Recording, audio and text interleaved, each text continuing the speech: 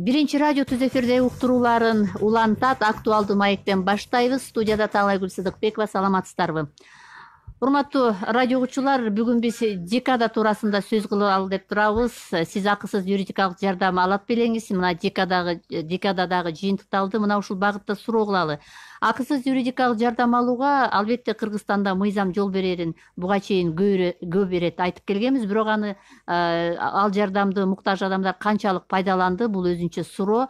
Мына ушундай мүмкүнчүлүктү пайдалануу үчүн жыл сайын юридикалык декада уюштурулуп келет. Бул жолу мындай өнөктүк 30 ноябрда старт алып, 5 декабрда жыйынтыкталды. Өлкө боюнча акысыз укуктук консультациялык жардамды аймактык юстиция башкармалыктарынын алдындагы калкка акысыз укуктук жардам көрсөтүү боюнча борборлор, мамлекеттик нотариалдык кеңселер, мамлекет кепилдеген юридикалык жардам боюнча координаторлор, айрым укуктук жардам көрсөтүүчү коммерциялык эмес уюмдар мына ушундай элге акысыз юридикалык жардам көрсөтүү боюнча акцияга катышты.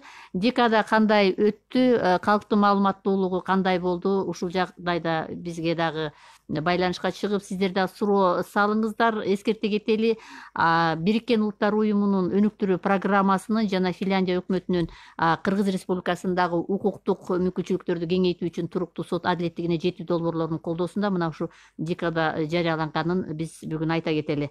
Биздин бүгүнкү студиябызга катыша турган меймандар бар. Тааныштырып кетейин. Юстиция министрлигинин стат катчысы Календеров Улукбек Ибраимович, юридикалык клиникалардын жана бейөкмөт уюмдардын координациялык катчылыгынын жетекчиси юрист Айжан Жуманалиева, ошондой эле Алай районунун акысыз юридикалык жардам борборунун адвокаты Айнура Ибраимжанова катышат. Саламатсыздарбы? Студиябызга кош келипсиздер. Айнура айым, сиз бизди угуп атасызбы? Биздин студиябызга кош келипсиз. Урматтуу радио угуучулар, биз түз эфирдебиз. 39 21 90 39 19 33 телефондору азыр мына ушул актуалдуу маекке иштеп жатат. Ошондой эле бизди биринчи радиодо Facebook'тагы баракчадан түз көрүп уксаңыз болот. Андыктан бул жака дагы комментарийиңиз болсо жазыңыз. Урматтуу меймандар, адегенде ушул сөзүбүздү баштоодон мурда ушул декада боюнча элдин маалыматтуулугу кандай болду? Биринчи радио бир сурамжоолорду жүргүздү эле. Ушул сурамжоолоону толук мындай чогуу угуп алып туруп, андан кийин сөзүбүздү баштайлы. Адам жөнүндө уктуңуз беле анан? Билбейм, мен ансалсыз эчтеке укпай турам. Негизи ушундай юридикалык маселелер болгондо каяктарга кайрыласыз сиз? Билбейм, мен андай неме кылбайм. Ишке барбайм да. Андай жардамын уккан эмесмин. Эч нерсени билген жокмун. Интернет көбүнчөсү телефондодур. Жок эле болчу, по-моему. Постоянно интернет түшпөйт да. Жок, эчтеке уккан эмесмин. Мен юридикалык менен вообще эчтеке ишим жок да. Ишим жок вообще, эч кандай ишим жок. Мен эчтеке кырсыкка кабылбай эле көрө катындыгын окуп күлүп турам. Юрист менен тиги адвокаттын иши деле жок болсо керек. Алар өзүлөрүнчө эле билчетчи эле жашап келатышат да.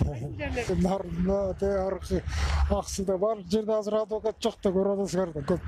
Кайрылган эле күнүм болгон эмес буга чейин. Негизи болгон жакшы го дейм. Региондордо мына шаардан сырткаркы айылдарга ал керек да, абдан керек. Ну, конечно, государственные юристы должны сюда, в смысле, чтобы бедный пришел, и у него какая-то есть болячка, вот, чтобы он спокойненько мог ему все объяснить, рассказать, помочь. А кто он? Он так денег нет, да еще у него своровали у него там кучу денег. И с кем поделиться своей бедой? Вот для этого должны быть государственные. Вот во всех фильмах, этих сериалах. У вас такого нет платного адвоката. Мы вам дадим адвоката, в смысле, такого государственного. Убактым болду элек, акыркы күндөр ошо карай элекмин телевизор. Акы төлөгөн адвокат жалдайм. Көбүнчөсү ошол. Кымбатпы негизи? Эми тааныш болуп, где-то $200 болгон да.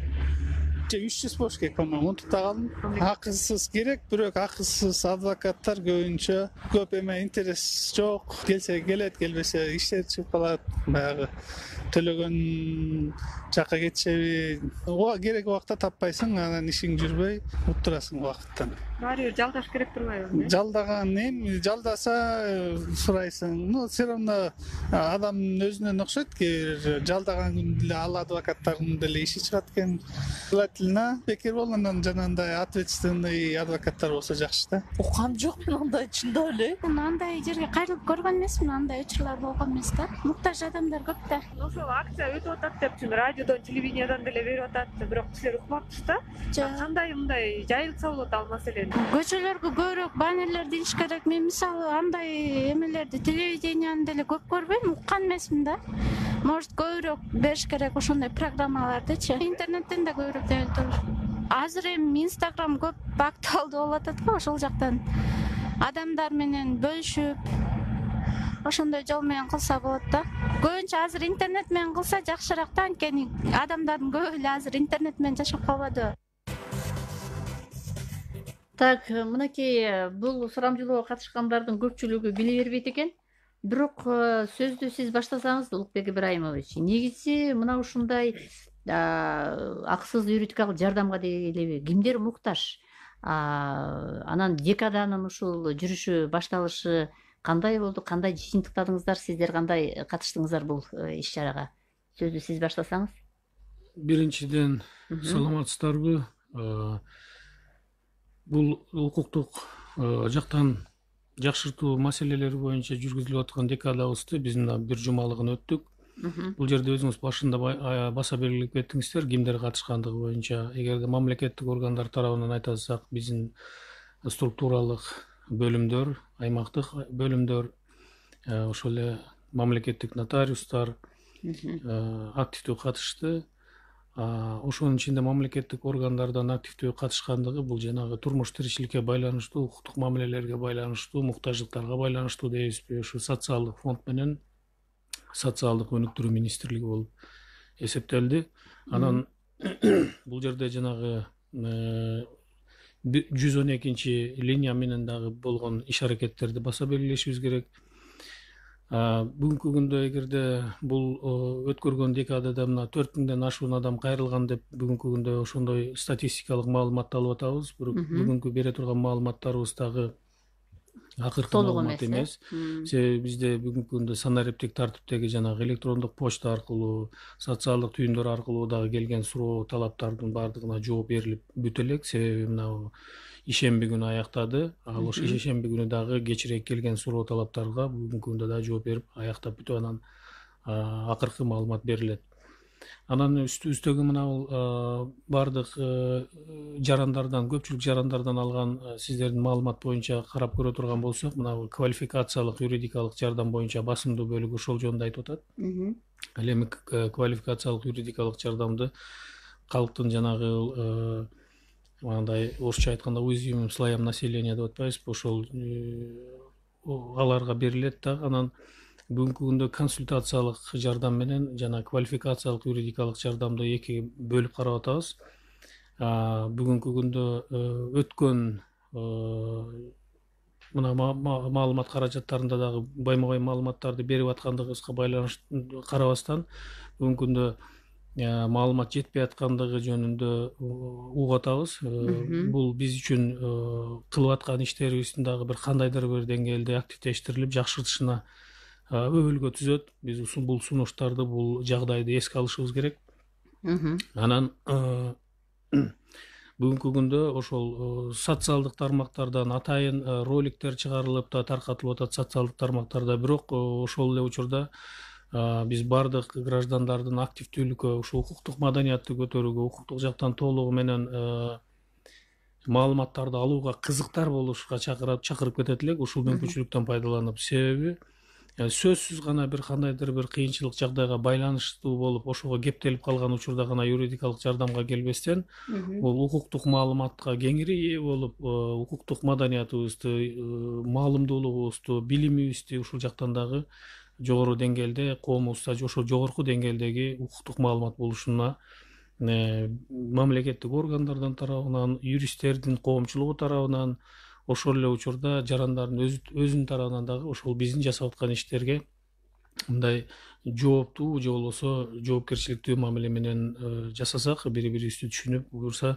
кылып аткан иштерибиз алдыга жылат. Анан азыр дагы айтып атпаймынбы, жанагы юридикалык квалификациялык жардам боюнча баса белгилеп айтып атышат. Бул жерде ошол эле учурда албетте адвокаттардын жетиштүү деңгээлде бүгүнкү күндө 370ден ашуун гана адвокат жанагы ошол списокто туруп атса, былтыркы жылда салыштырмалуу активдүү иштердин арасында бул бир канча пайызга өскөндүгүн көрсөтүлүп атат. Ага байланыштуу мамлекет тарабынан тиешелүү төлөмдөрдү төлөп берүү боюнча, бюджеттик каражаттарды бөлүп берүү боюнча мына үзгүлтүксүз байма бай иш жүрүп келатат дагы.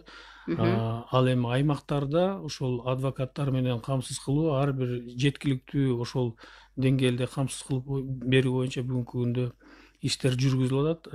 Албетте бул жагынан мен бул жарандардын айтканына кошулуп кетем. Чындыгында эле мына бул адвокаттардын көпчүлүк бөлүгү мына бул экономикалык жактан өнүккөн региондорубузда, Бишкек шаарында, Ош шаарында көпчүлүк басымдуу бөлүгү болуп атат дагы. Башка аймактарда биз 10дон 15тен болгон гана санды көрүп калып атабыз да, жанагы тизмеге, адвокаттардын тизмесине кирген. Андыктан бул жагынан биз бул сунуштарды эске алып, сиздер декаданы жыйынтыктап атканда аймактарда кандай өттү деген дагы маалыматтарды чогултасыздар да, албетте. Азыр мен Айжан Шадыбековнага сөз берерден мурун бизде телефон аркылуу программабызга катышып аткан Айнура айым бар. Айнура айым, мына сиз дагы уктуңуз да, азыр ушул Бишкекте кандай, бул Бишкек боюнча алынган сурамжылоо. Анан ушундан улам мен сиздерди сурап атам да, Алай районунда азыр кандай ушул юридикалык жардамды мындай алууга, акысыз алууга мындай элде бир маалымат пайда болду? Анткени бул бүгүн эле өтүп аткан жок, мурдагы эле жылы өтүп аткан жок. Бул акыркы жылдары бул боюнча атайын бир акция уюштуруп, ушундай бир андан акциядан кийин деле бул иштер уланышы керек. Сизде кандай маалымат бар декаданы жыйынтыкталышында? Саламатсыздарбы? Эми чындыгында бул баягы юридикалык акысыз кеңеш берүү жана юридикалык жардам биздин Алай районунда жөнгө коюлган деп ойлойм. Себеби дегенде биздин Алай эли өзү негизи өтө активдүү. Азыр бул декаданын өтүшү боюнча маалымат каражаттары, теле радио берүү, үн алгылардан тынбай эле айтылып атпайбы? Мына ушул декада учурунда мага мурдагыга салыштырмалуу көп адам кайрылды да. Мен ошол келгендер өздөрү айтып атты. Ой, азыр ушундай неме болуп аткан турбайбы, акысыз юридикалык жардам берүү боюнча атайын жумалык өтүп аткан турбайбы, биз угуп келдик деп. Анан негизи кайрылгандардын көп эле көйгөйлөрү көбүнчө ушул үй бүлөлүк маселелер боюнча кайрылышты да. Аялдар көбүрөөк кайрылды. Алимент, ажырашуу, ортодогу жубайлардын ортосундагы мүлктөр жана балдары боюнча, талаш маселелери боюнча көп кайрылгандар мисалычы. Анан биздин бул региондо эми калктын баардыгы эле билет десем болбойт, бирок көпчүлүгү чындыгында бул биздин ушул Алай районунда элге акысыз кеңеш берүү жана юридикалык жардам берүү борбору бар экенин билишет. Ал боюнча биз айлык өкмөттөргө барып, тилектештик автобусу бар. Ошол менен барып айлык өкмөттөргө барганда бул боюнча дагы түшүндүрүштөрүн жүргүзүп жатабыз да. Бул баягы мамлекеттик кепилденген юридикалык жардам берүү боюнча иштер жүргүзүп, ал боюнча баягы калктын аярлуу катмарлары боюнча дагы баса белгилеп, айрыкча аялдар арасында ушул зомбулук, үй бүлөлүк зомбулук жагдайы боюнча дагы мындай көбүрөөк басым жасап ушул иштерди түшүндүрүштөрүн жүргүзүп келип атабыз. Демек, сиздин түшүнүгүңүздө бул декаданын максаты негизи ушул коомдо мындай бир орун алып аткан, жанагындай терс көрүнүштөргө, айрыкча ушундай зомбулукка калып жаткан, анан укугун коргой албай аткан, мындай бир кайда барарын билбей аткан адамдарга мындай бир ушул декада мындай бир таасир берет бекен, мындай бир абалды өзгөртүүгө мүмкүн бекен? Эми кандайдыр бир деңгээлде мен жакшы эле жардамы тийди деп ойлойм. Ушу келген адамдардын баягы өздөрүнүн айткан сөздөрүн улам ушундай ойдо болдум да. Мен толук эле баардыгын эле жеткизе албасак керек, бирок кандайдыр бир деңгээлде бул декада мындай өзүнүн таасирин берет деп ойлойдум да. Айжан Шадыбековна, мына негизи быйылкы декада эми пандемияга байланыштуу көбүнчө жанагындай онлайн түрүндө ушундай бир форматта өтүүгө да туура келди да. Сиз кандай баалап турасыз? Мисалы үчүн бүгүнкү декада, ушул өткөн декада өзүнүн максатына жеттиби? Бул жолкусунда мындай бир жумалык бир маалыматты бергенге жетиштиби? Сиздер дагы мындай көмөктөшүп катышып жүрөсүздөр. Саламатсыздарбы?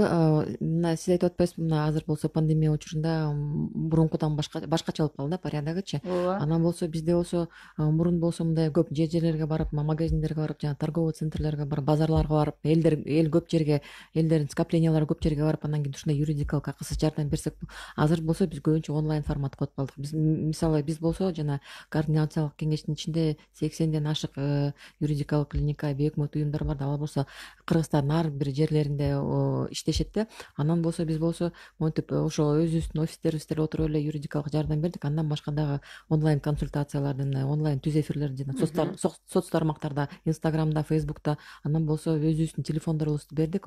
Эме укук жардам керектүү адамдар, алар болсо бизге телефон аркылуу чалып турушты да, WhatsApp аркылуу.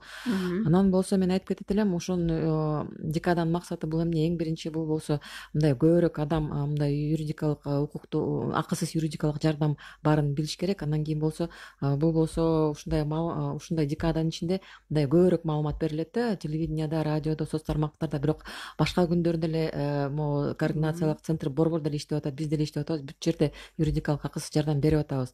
Анан бирок болсо мен айтып атам, мынакей биз жана радионун башталышында эмени угуп кетпедикпи, соц опросту да. Анан көптөр эле айтып атат, мынакей уккан эмеспиз, билген эмеспиз. Анан кийин бул жерде мен ойлойм, мындай көбүрөөк мындай информационный компаниялар жүрүш керек, көбүрөөк мындай маалыматты мындай региондорго айтыш керек да, мындай жанагы мамлекет кепилдеген юридикалык мыйзамдын негизинде акысыз юридикалык жардам бар. Анан каяктан алса болот, ким алса болот, анан кийин кандай юридикалык жардамдар алса болот, ошону көбүрөөк айтышыбыз керек да.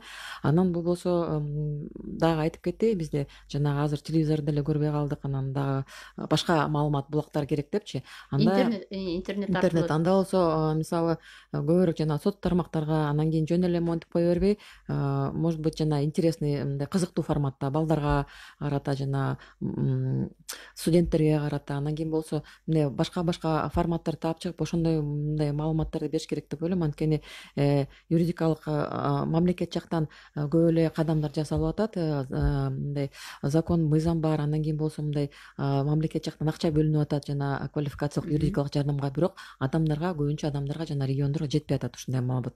Андан кийин дагы айтып кетпеди, монтип акысыз адвокаттар көп жакшы иштебейт. Анан кийин ишти созуп салат, анан кийин ошо боюнча биз жана ишти дагы жаман болуп калат депчи. Эми бул жерде башка жакта иштеш керек. Анан кийин болсо бизде жана атайын стандарттар бар да, кылмыш иштери боюнча жана жарандык иштери боюнча, административдик иштери боюнча адвокат иштегенде өзүнүн атайын стандарттары бар. Ошол стандарттардын баары жазылган. Мынакей жарандык иши боюнча адвокат кирип иштесе эмне, кандай кадамдар жасаш керек, ошонун баарын жазап, ошону караш керек да. Аны жасабаса жана ошо юридикалык жардамды алган киши, адам, ал болсо адвокатурага кайрылса болот, анан кийин юстиция министрлигине кайрылса болот да. Ошондой бир механизмдер бар. Ошондуктан бул жерде болсо бүт бардыгы, мен ойлойм, бизден эле, өзүбүздөн эле, коомдон эле мындай өзүбүз мындай иш чаралар жасаш керекпиз да. Анан кийин жанагындай адамдар кайрылганда мындай юридикалык жардам жакшы эмес болуп атат, тигиндей эмес болуп атат, анда жана өзүнүн арыздары менен кайрылып, анан кийин ошону жакшыртса болот деп ойлойм да. Ошондуктан бир эле декадада эмес, Министерство юстицияда биз деле бүт бардык эле жана бейөкмөт уюмдар деле мындай жыл бою күнүгө эле мындай ушундай жардамды берип атабыз, анан информация жүргүзүп атабыз да. Айжанай, мына сиздерге онлайн түрүндө өткөрүлгөн ушул жардам кеңешиңиздерде канча киши катышты? Мисалы үчүн сиздерде практикада кандай болду бул? Бизде предварительный данныйлар боюнча бүгүнкү күнгө бир 400-500 кишидей кайрылды. Анткени бизде юридикалык клиникалар бар, бейөкмөт уюмдар бар, ар кандай суроолор менен иштешет да. Биз болсо мисалы үй бүлөлүк суроолор менен жана үй бүлөдөгү зордук зомбулук суроолору боюнча, башкалар болсо жалаң жана жер маселеси боюнча, бирөөлөр болсо жана ВИЧ маселеси боюнча ошолор менен иштешет. Анан жакшы эме так маалымат азыр жок, бирок мындай предварительный данныйлар боюнча бир 500 жакын киши мындай юридикалык акысыз жардам алды да, первичный юридикалык жардам. Улукбек мырза, мына негизи кыргызда ушундай сөз бар да, баягы арзандын тузу татыбайт депчи. Анан акысыз берилген нерсе, мындай акысыз десе эле, бул мынчалык деле бир нормалдуу түрдө деле бир жакшы жардамы болбой калат экен деген дагы түшүнүктөр бар экен да. Ушундай жагдайда мына мамлекет кепилдеген деп атабыз. Негизи элечи ушул юридикалык акысыз жардамдарды берүү эмне максатты көздөгөн? Мисалы үчүн ушул нерсе сот өндүрүшчү жагына чейин мындай бир таасирин берип аягына чыккан бир процесстер барбы? Албетте. Адвокаттын жардамын алган. Бүгүнкү күндө бизде бул квалификациялык юридикалык жардамды алгандардын саны бүгүнкү күндө бир 40 миңге чукул болуп аткан болсо, анын статистика боюнча алып карай турган болсок, жана үй бүлөдө зордук зомбулук деп атабыз. Анан бул быйылкы жылы аймактарды өнүктүрүү жана балдарды коргоо жылы дедик. Ошонун алкагында 19 миңдин тегерегиндеги аял заты кайрылган болсо, ал эми 17 миң тегерегинде эркектер өкүлдөрү. Анын ичинде Мун Жумаевдер болсо 400-дүн тегерегинде болуп атат дагы, ал эми жашы жете элек өспүрүмдөрдүн 400-дөн 700-гө чейин болуп атат алардык. Ал эми өспүрүмдөрдүн маселеси боюнча 4000 тегерегиндеги маселе. Биздин анализ боюнча ушундай маселелер болуп атат. Албетте ал жерде көпчүлүк учурда үй бүлөлүк зомбулук маселелери дагы тилекке каршы катышып калып атат. Негизинен ал жерде мүлк маселелери, жанагы мураска калтыруу, сатып алуу же болбосо бөлүштүрүү маселелери, жанагы үй бүлөлүк маселелерден келип чыккан мүлк маселелери бар. Бул жанагы тилекке каршы ажырашуу учурундагы маселелер. Ошол эле учурда ажырашуу маселелери учурундагы жашы жете элек өспүрүмдөрдүн же болбосо жашы жеткен ошо үй бүлө мүчөлөрүнүн мүлккө болгон жана башка укуктары камтыган. Азыр эле коллегабыз айтып кеткендей, жанагы ден соолукка байланыштуу маселелер болуп атат.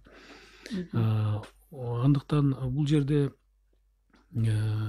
мен дагы баса белгилеп айтып кетишим керек, жана айтылган стандарттарды так аткарбаган учурда биздин ушул акысыз юридикалык жардамды мамлекет тарабынан кепилделген акысыз юридикалык жардамды берүүнү координациялоо борбору бар министрликтин алдында.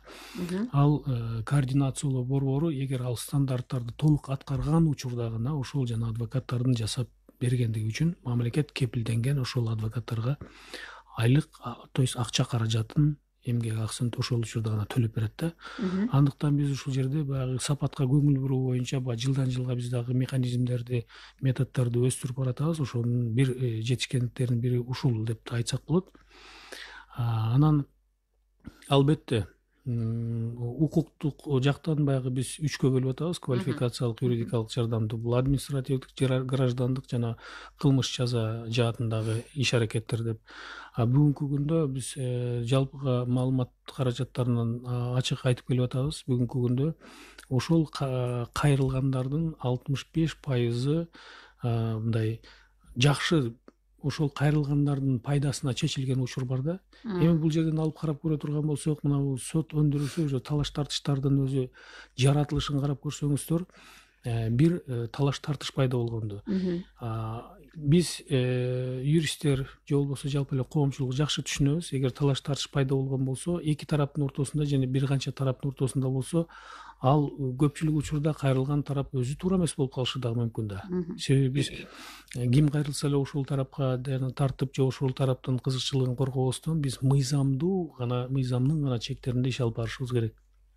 Себеби биз бир кайрылган адамдын кызыкчылыгын гана басым жасап туруп ала турган болсок, мыйзам талаптарынан чыгып кетип, анда биз башка жараныбыздын же болбосо башка юридикалык жактардын же болбосо башка укуктук мамиледеги субъектилердин кызыкчылыктарын, укуктарын бузуп коюшубуз мүмкүн. Ошондуктан бул жака да туура түшүнүү менен мамиле кылабыз.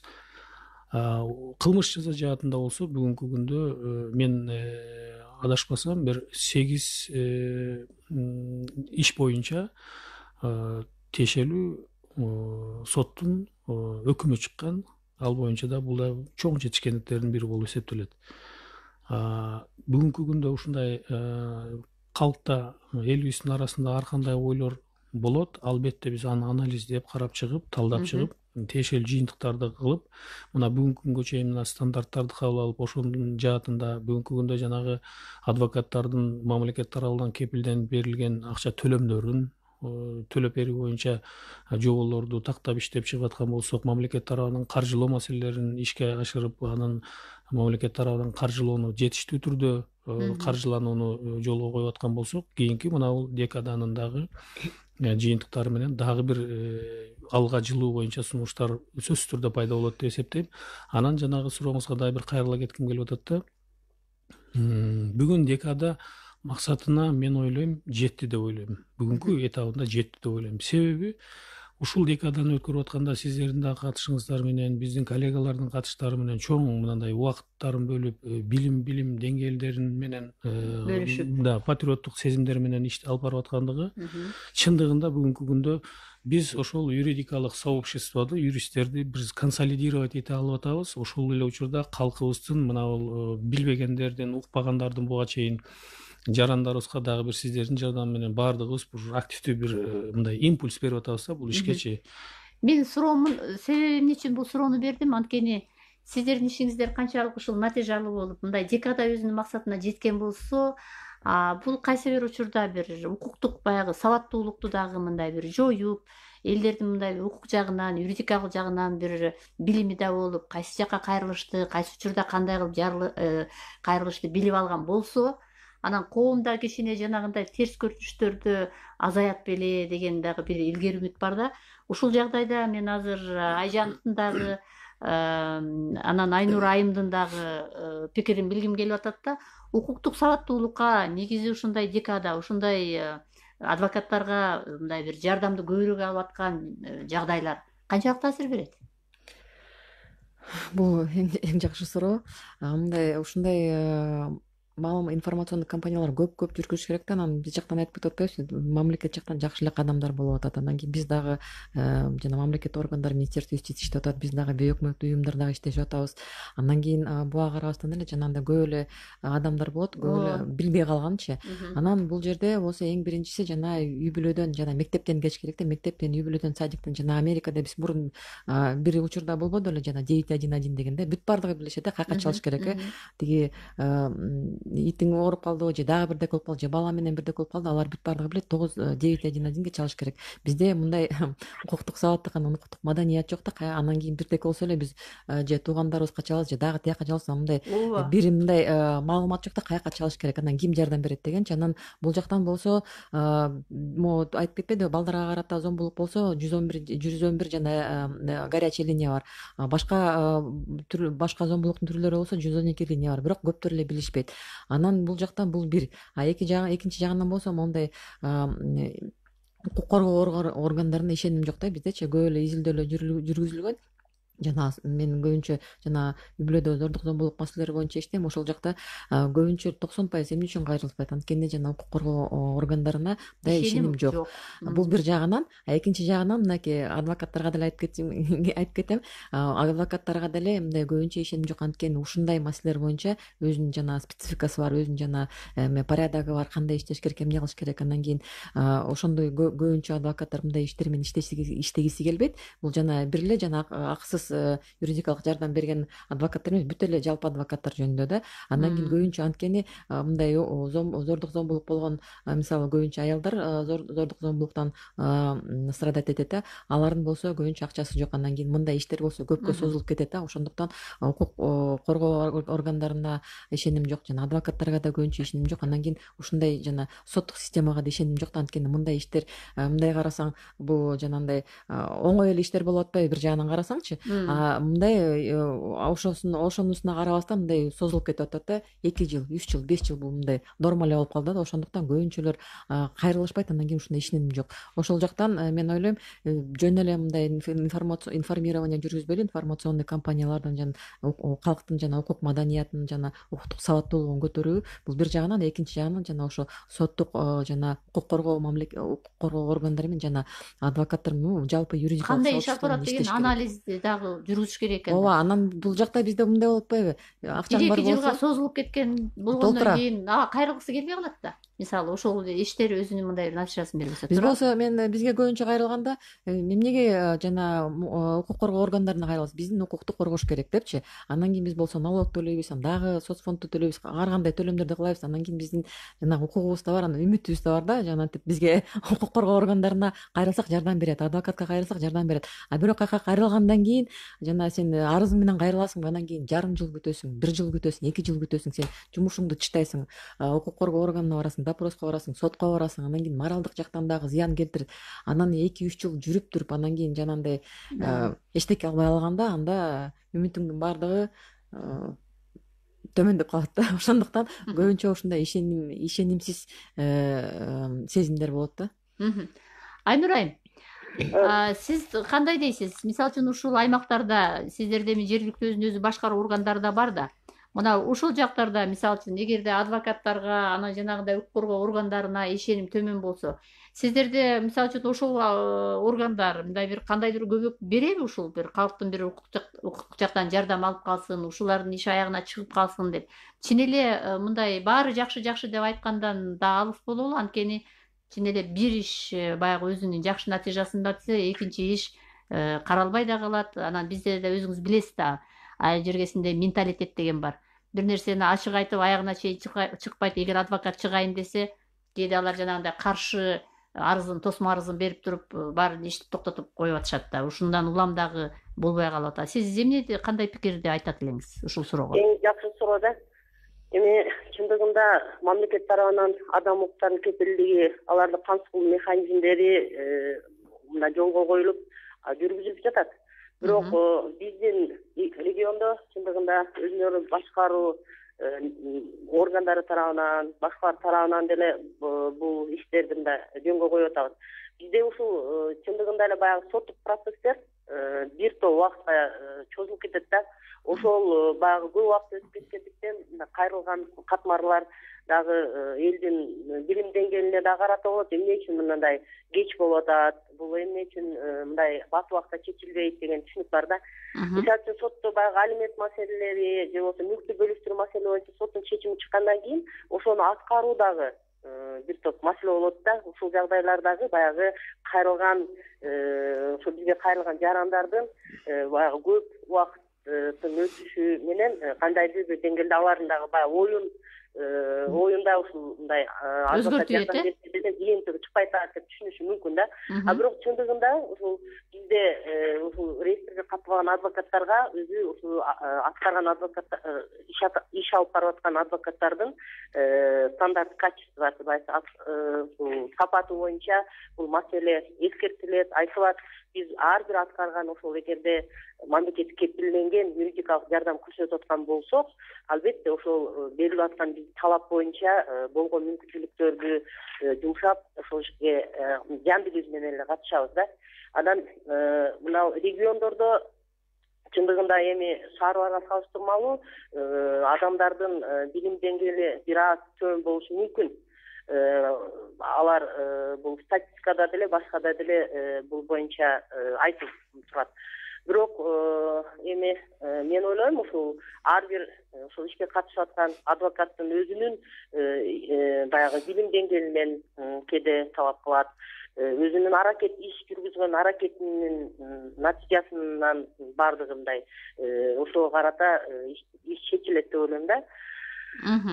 Бизде деле ушул баягы мен айтат элем, ушул баягы соттук процесстердин бир топко баягы бир топ убакытка чейин ушул көп убакытка чозулгандыгы ушул кандайдыр бир терс таасирин тийгизип коюп атат, э? Терс таасирин тийгизип жатат деп ойлойм да.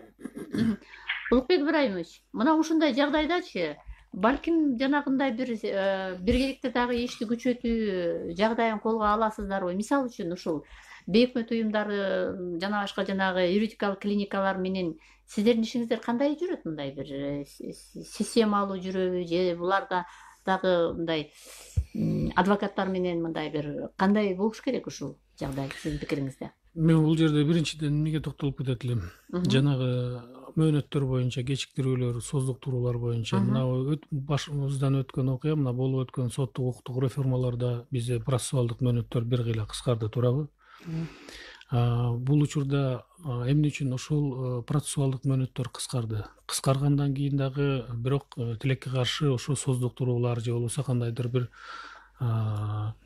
кошумча бир мүчүлүштүктөрдү чыгарып атканын мен ойлойм. Ошол юриспруденциядагы бир жакшы институт бар, мөөнөттөр деген. Ошо мөөнөттөр дегенде мен ошо бардык коллегаларды чакырып кетет элем, ошо юристтерди, себеби сот органдарында дагы, следствияда дагы ошол укук коргоо органдарында дагы жалаң басымдуу бөлүгү юристтерден болгондуктан ошол мөөнөттөр дегенге биз жакшы көңүл бурсак, себеби муну бир чоң бир мындай философиялык категорияда да карап көрө турган болсок, адам төрөлгөндөн баштап канча жашайт, канча Кудай жашоо берди аны билбейбиз, бирок ушундай бир талаш тартыштар менен, создуктуруулар менен ден соолугуна, психикасына оор келе турган ушундай жагдайларга кабылып калып эле жашоосунун басымдуу бөлүгүн ушундай өткөрбөсө деген ой тилектер да.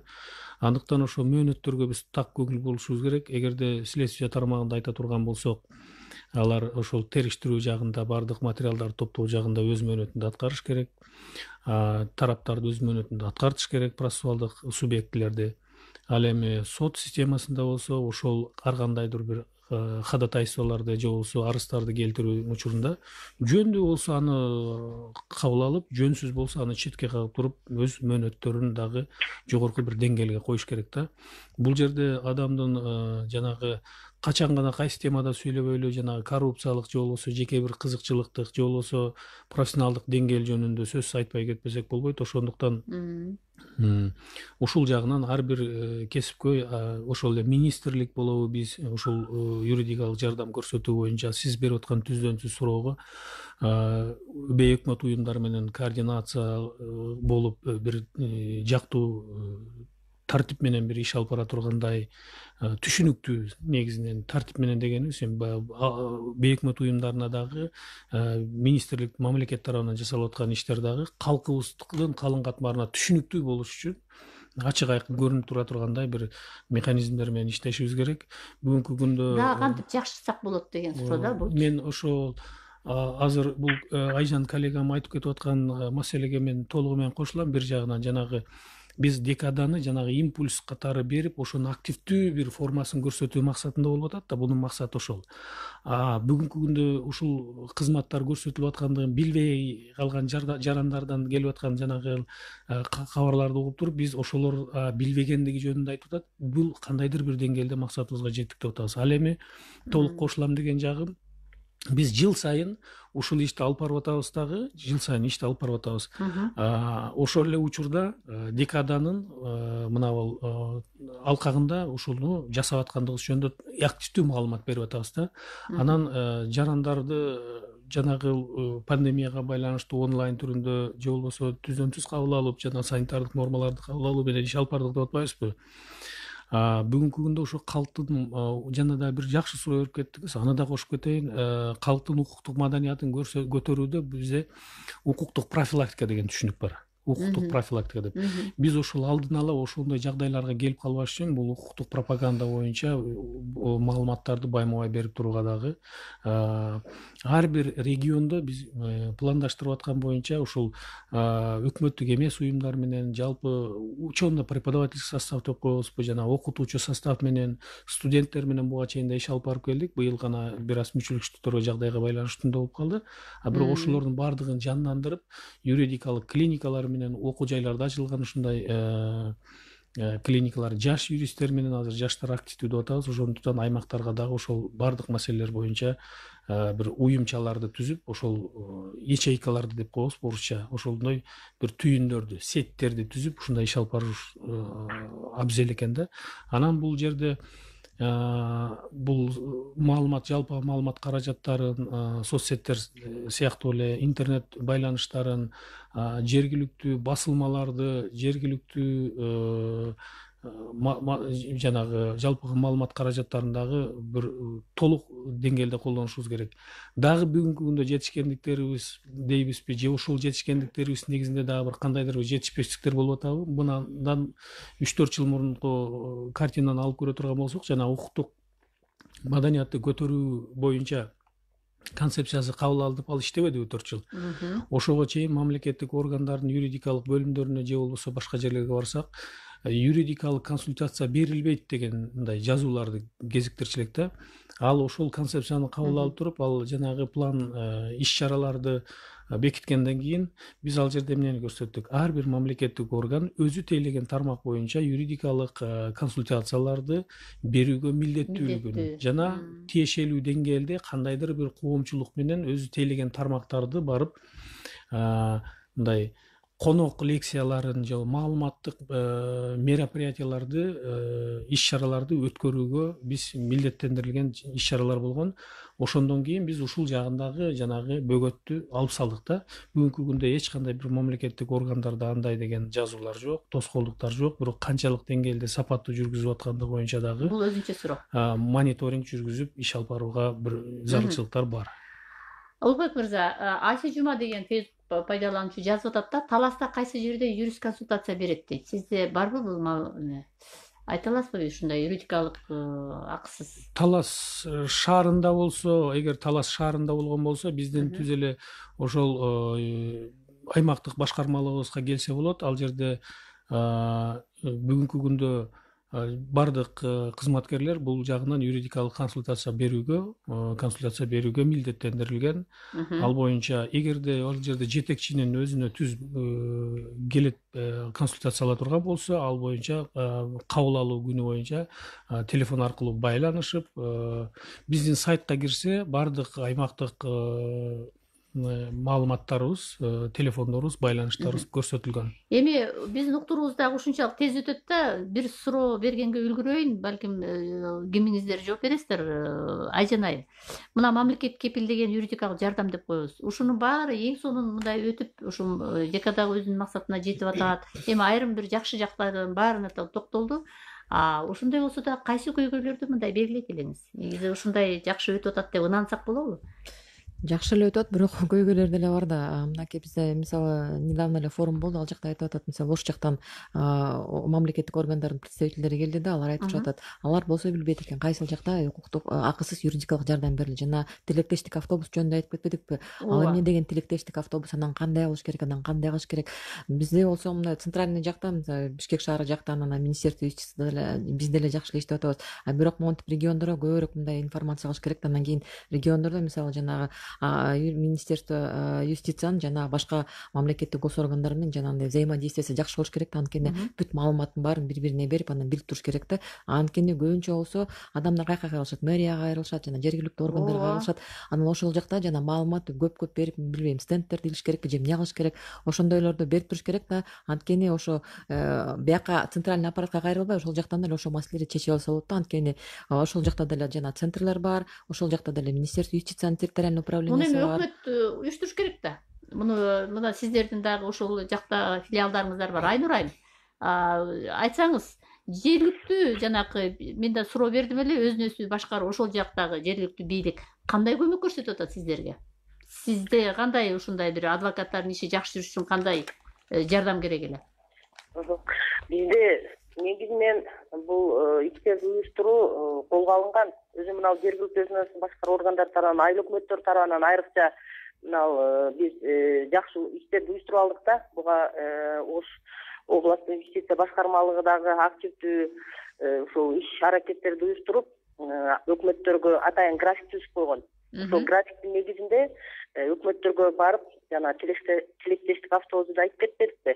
Ошол автобус аркылуу бүт мекеме ишканаларынын өкүлдөрүн түшүнүктүү. Демек, жакшы жолго коюлганын айтып атасыз. Сиз анда жыйынтыктасаңыз. Бизде 1 мүнөт калды. Бул учурда жана мен башынан эмнени айтып кетмекмин. Албетте бүгүн коом өзгөргөн сайын, алдыга кадамдар шилтенген сайын ар кандай жашоонун жакын чакырыктары пайда боло берет. Төрөлгөндөн баштап адам бул дүйнөдөн кеткенге чейинки укуктарын толук камсыз болуучу мамлекет кепилдеген конституциябызда жазылган жогорку деңгээлде аткаруу боюнча мына бүгүнкү күндө жакшы иш чаралар аткарып атат. Бул жолу тантайбай дагы күжүрмөн мындай патриоттук сезимдер менен аткарууга бел байлаган биздин коллегаларыбыз көп. Ошондуктан мен ушул жанагы бейөкмөт уюмдардын улуттук баягы түйүнүнө дагы чоң ыраазычылык билдирип кетким келет. Ошол эле учурда ПРООН менен жанагы Финляндия Тышкы иштер министрлиги алдында каржыланып аткан биздин долбоордун өкүлдөрүнө дагы чоң ыраазычылык билдиребиз.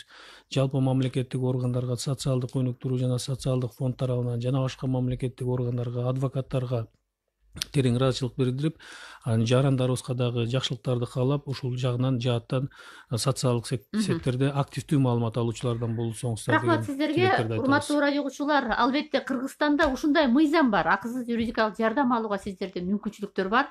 Андыктан мындай бир зордук, зомбулук же болбосо кандайдыр бир укуктарды билбей аткан кыйын учурлар болсо, сөзсүз түрдө адвокаттарга кайрылып жардам алыңыздар деп айта кетейин. Бүгүн биздин ушул акысыз юридикалык жардам алат белеңиз, мына декада дагы жыйынтыкталып калды деген темабызга бизге ушул Юстиция министрлигинин стат катчысы Улукбек Календеров, юридикалык клиникалардын координациялык катчылыгынын жетекчиси юрист Айжан Жуманалиева, ошондой эле Алай райондук акысыз юридикалык жардам борборунун адвокаты Айнура Ибраимжанова катышты. Сиздердин ишиңиздерге ийгилик каалайын. Сиздерге чоң рахмат. Бизге убакыт бөлүп, бизге ушул Facebook аркылуу дагы, түз эфир аркылуу дагы катышкан бизди уккан угармандарыбыз болсо аманчылык тилейм. Саламатта калыңыздар.